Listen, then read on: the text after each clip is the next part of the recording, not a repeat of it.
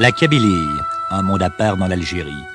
Des montagnes escarpées avec de pauvres villages sur des pitons rocheux, une population qui ne parle pas arabe, des femmes qui ne sont pas voilées, quelques bandes qui tiennent le maquis en rébellion contre le gouvernement de Ben Bella. Partout beaucoup de misère, dans un pays qui l'hiver connaît le vent, la pluie et la neige.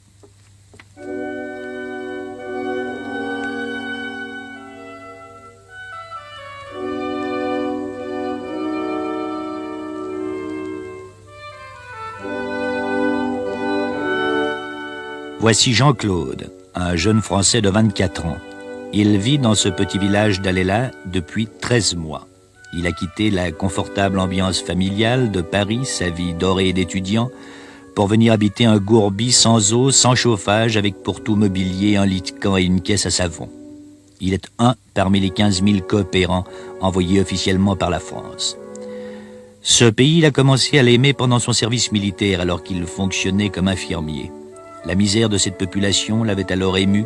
Il s'était promis d'y revenir après la guerre, en civil, pour apporter le meilleur de lui-même aux 400 habitants de ce petit village. Officiellement, il est instituteur. Pratiquement, il est un peu tout. Il donne aussi bien des conseils que des soins aux malades, que des leçons aux enfants. 24 heures sur 24, il vit au milieu des musulmans, logé comme eux, nourri comme eux. Le seul lien avec son monde à lui est un petit transistor qui lui permet d'écouter Paris et une vieille bicyclette au pied de la montagne avec laquelle il peut franchir les 30 kilomètres qu'il sépare de la capitale, Tizi Ouzou. Son école, c'est un ancien poste d'observation de l'armée française. Ses élèves, une centaine de garçons et de filles qu'il a divisés en 2 classes, l'une du matin, l'autre de l'après-midi. Le soleil est caché. Où il est caché, le soleil? Où? C'est dur la vie ici? La vie, oui, sur le plan quotidien, c'est un peu difficile. Sur le plan matériel, évidemment, c'est très précaire. Il n'y a rien du tout. Il n'y a pas d'eau, il n'y a pas d'électricité. Il faut se débrouiller. Il n'y a même pas de quoi se ravitailler. En fait, il faut aller tout chercher à Tizi Ouzou et il faut se débrouiller, quoi. Mais ça, c'est assez secondaire. Autrement, il y a le problème de la solitude, évidemment, de rester toujours seul, parce que les gens sont très gentils, on a des contacts extrêmement amicaux, je suis très intégré ici et ça pose pas de problème de ce côté-là, mais on a besoin de discuter avec des amis de même culture, surtout on a besoin d'échanger des choses, quoi, et on peut pas rester toujours tout seul. Alors il y a certains jours, c'est un peu difficile, mais j'ai des amis à Tizi Ouzou dans le secteur et quand j'en ai marre, je vais les voir, quoi.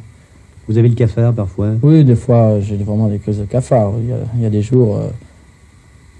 je voudrais tout lâcher, quoi, et partir, c'est évident, et retrouver quelqu'un, c'est surtout ça, c'est le manque d'une présence à côté de soi qui vous aide, quoi, à tenir le coup par moment, parce que on a beau savoir qu'on fait un certain boulot, qu'on est d'accord avec les gens du pays, qu'on est intégré et tout, que les gens sont très contents, que ça marche bien sur tous les plans, mais tout seul, sur le plan profond, il y a quand même des choses qui vous manquent, et ça, c'est un problème, quoi.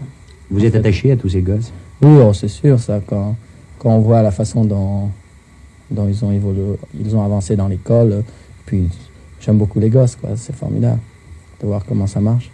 Puis même avec les gens, je vois, ces gens sont tellement extraordinaires, ils vivent dans une très grande misère. Certains n'ont absolument aucune ressource d'argent, ils se débrouillent avec un petit lopin de terre, ils tirent quelques ressources avec des oliviers, des figuiers, mais c'est vraiment très très précaire. Et il suffit que les olives marchent pas comme cette année pour que ce soit quand même presque un désastre pour eux, quoi. En tout cas, ça pose des tas de problèmes.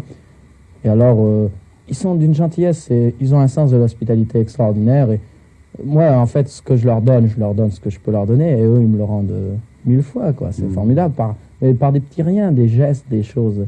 Ils sont très, très... Vraiment, ils ont un sens de l'hospitalité.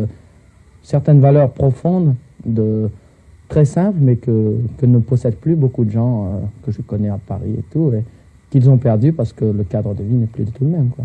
Ici, en fait, ils ont sauvé des valeurs qui sont très belles.